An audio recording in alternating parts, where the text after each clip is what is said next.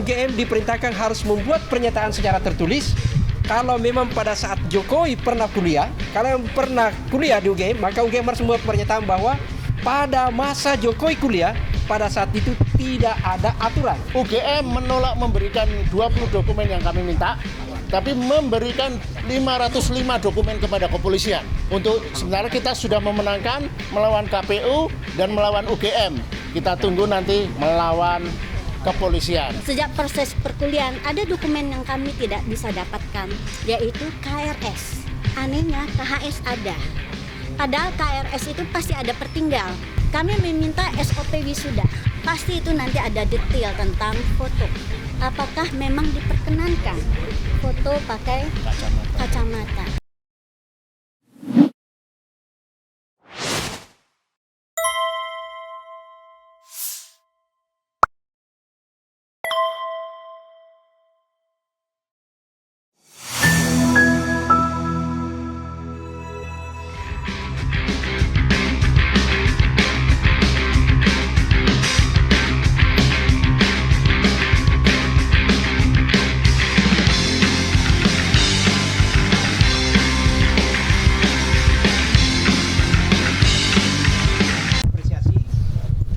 Publik ya, bahwa apa yang misterius itu ada perintah majelis UGM yang selama ini tertutup itu harus membuka diri dengan membuka seluruh dokumen. Oke? Jadi seluruh dokumen ada tadi disebutkan 20 dokumen yang diminta Bung Joy itu wajib harus diserahkan. Kecuali yang tidak ada. Nah ini yang menarik. Yang tidak dalam penguasanya. Saya nanti Pak Lukas dengan Bu Deni yang tambahkan gitu ya.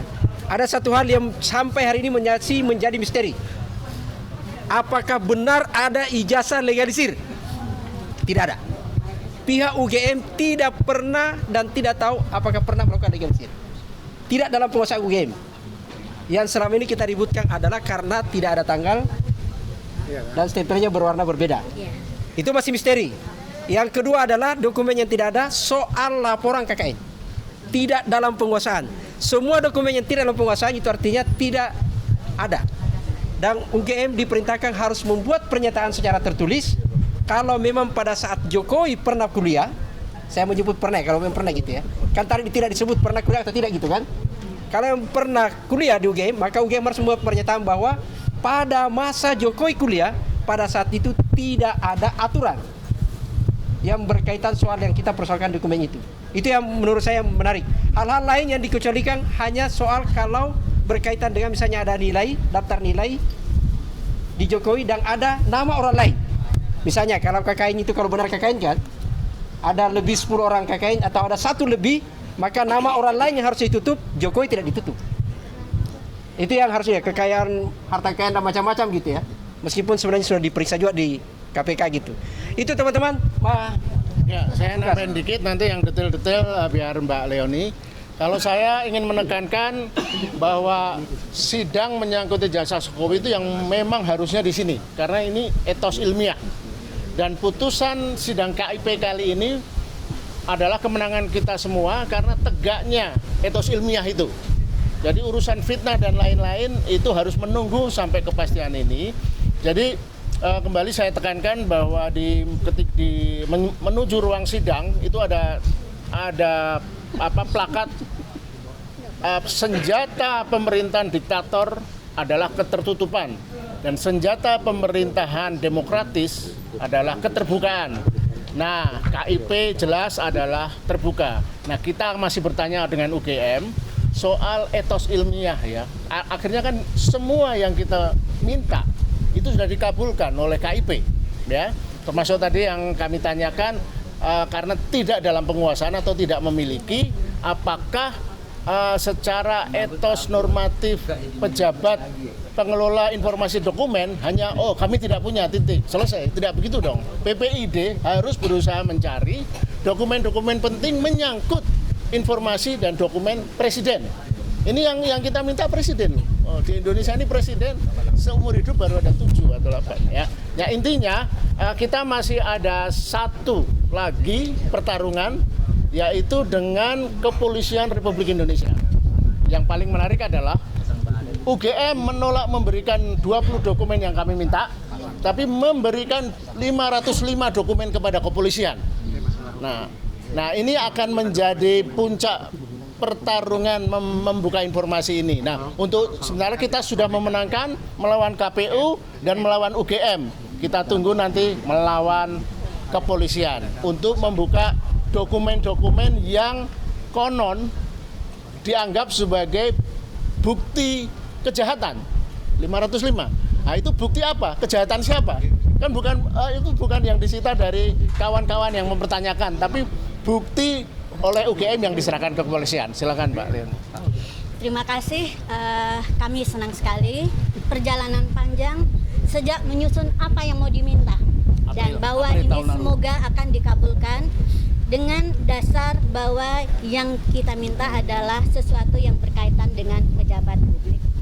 20 yang diminta itu 8 adalah yang berhubungan dengan proses perkuliahan, yang nanti dokumen-dokumen itulah yang nanti akan membuktikan bahwa apakah seseorang tersebut memang pernah kuliah di UGM, lalu dia menyelesaikan semua tahapan-tahapan penting sampai sarjana, di mana tahap sarjana itu yang sangat penting itu adalah laporan KKN, pembuatan skripsi sampai sidangnya, kemudian bahwa dia sampai dapat izin untuk wisuda. Dan menariknya ya, sejak proses perkuliahan ada dokumen yang kami tidak bisa dapatkan, yaitu KRS. Anehnya KHS ada, padahal KRS itu pasti ada pertinggal di dalam di administrasi. Tidak bisa UGM menyatakan bahwa itu ada di yang bersangkutan dan dosen pembimbing akademik, tidak, itu pasti ada dikuasai oleh akademik juga. Jadi KR sudah ada, kemudian KHS hanya 8 semester, padahal dengan 160 SKS mustahil itu selesai dalam 8 semester. Kemudian yang juga tidak ada adalah surat tugas pembimbing, tidak dinyatakan tidak ada. Kemudian tadi laporan KKN ya, sementara bukti bahwa yang bersangkutan pernah mendaftar KKN dan sampai di mana desanya itu dinyatakan ada formulir selembar itu, tapi laporan KKN di mana itu dibuat bersama-sama dalam tim dan mungkin ada pertinggal di setiap fakultas, itu malah tidak ada. Nilai ada, nah ini ya, banyak output ada tapi input tidak ada. Kemudian yang juga tidak ada adalah buku wisuda, dinyatakan tidak ada atau tidak dikuasai gitu ya. Nah, tapi di sisi lain sudah disebar oleh. Iya. Dan yang kami strategi kami itu, kami sadar sekarang bahwa strategi kami berhasil, bahwa kami tidak hanya meminta KPU tentang selebar ijazah yang dilegalisir. Kami meminta semua dokumen yang membuktikan bahwa ijazah itu pernah keluar dengan cara yang benar dan digunakan dengan cara yang benar. Digunakan dengan cara yang benar artinya apa?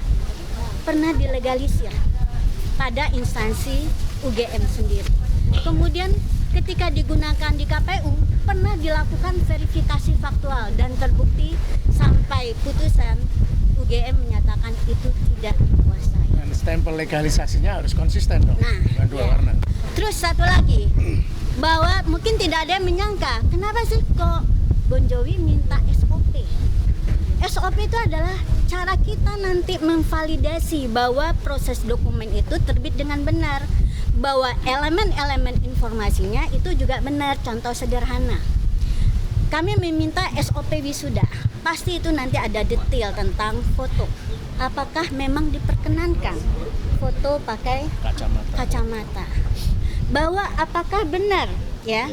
Selama ini kan yang di luar sana berargumen bahwa Jokowi pernah lulus, pernah menjadi teman kami, tapi itu kan tidak pernah ada dengan bukti.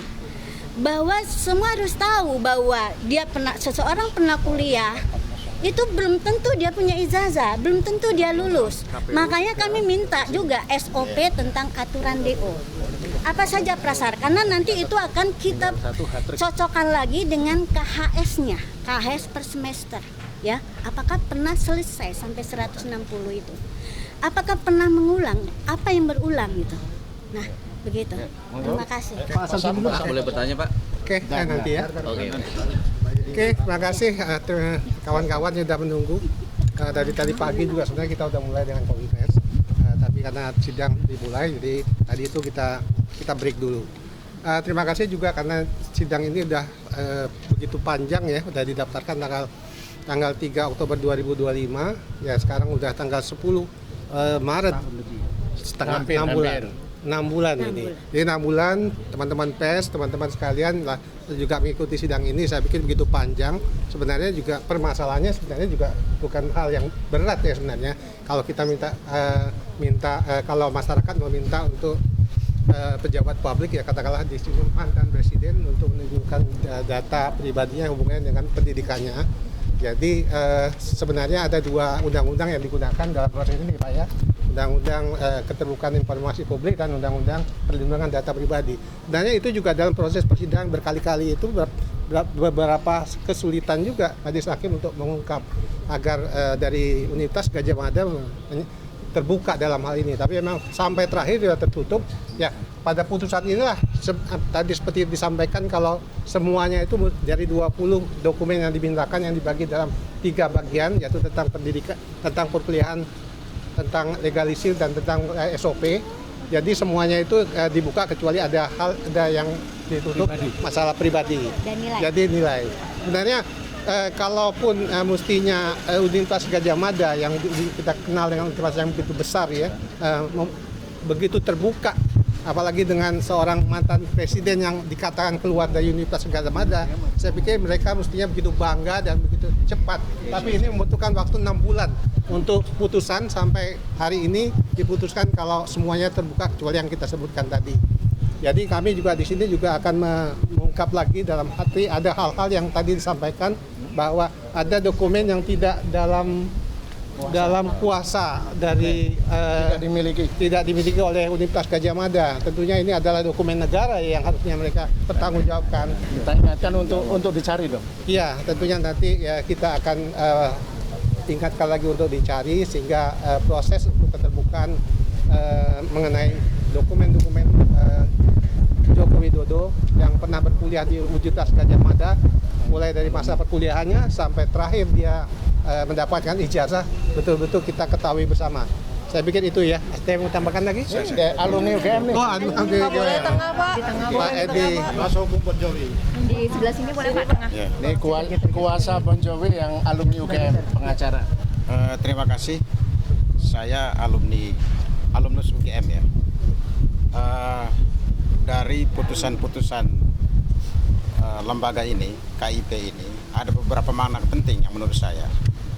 Yang pertama adalah UGM, ya, Universitas alma mater saya yang saya banggakan, sudah divonis memang bersalah bahwa dia selama ini melaksanakan azas yang tertutup, ya. Sebenarnya kalau UGM memaknai demokrasi itu apa sih? Keterbukaan. Tidak perlu kita berdebat di sini karena Undang-Undang Keterbukaan Informasi Publik sudah jelas bahwa ijazah ya yang menyangkut pejabat publik itu harus terbuka untuk umum. Dan ini sudah ditegaskan oleh Majelis Hakim bahwa terkait ijazah Joko Widodo itu terbuka untuk umum. Lalu yang kedua yang saya maknai dari putusan-putusan KIP ini adalah sebenarnya dengan dikeluarkannya putusan mulai dari beberapa putusan itu sampai putusan hari ini, seorang Joko Widodo yang mengatakan dirinya lulusan UGM, dia langsung terbuka aja untuk publik, dia tunjukkan. Karena memang sudah diperintahkan. Selama ini dia mengatakan itu rahasia pribadi apa segala macam.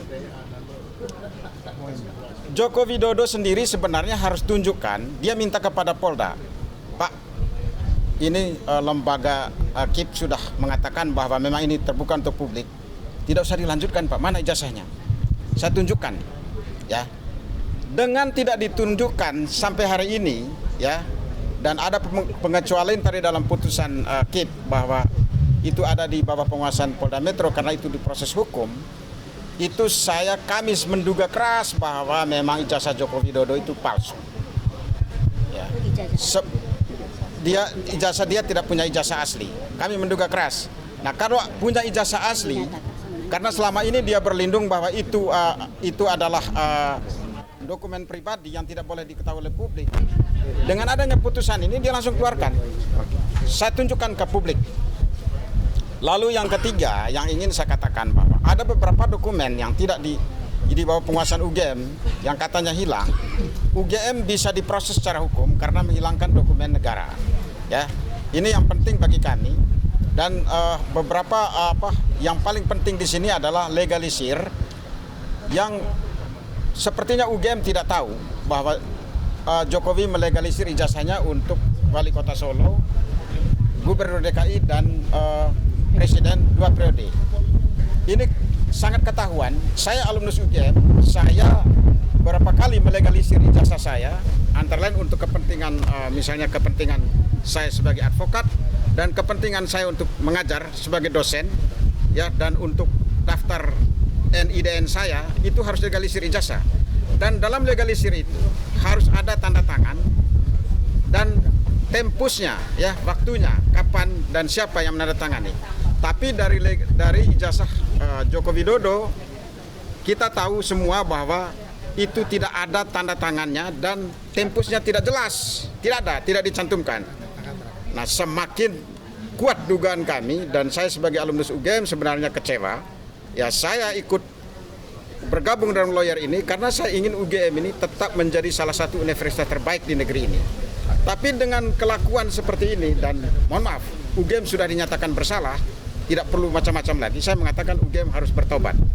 Lalu yang terakhir yang ingin saya katakan, seharusnya ya UGM dari awal seperti langkah dari UI ketika ijazahnya gelar doktornya Pak Bahlil itu diragukan, membentuk tim independen.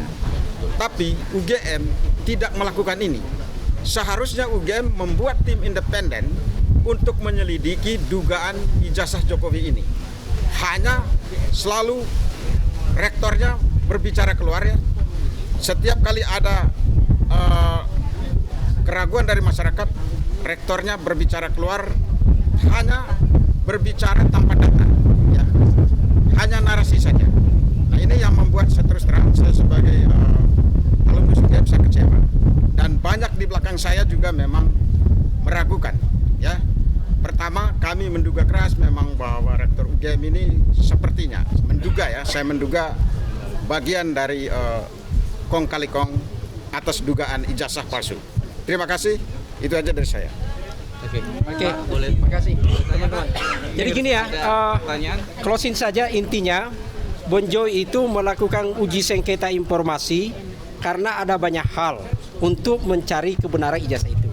Dan yang menjadi penting bahwa teman-teman semua, kenapa dipersoalkan karena ada data, kita sudah biasa membongkar di sini, ada ijazah palsu diproduksi di Pasar Pramuka 500 lembar.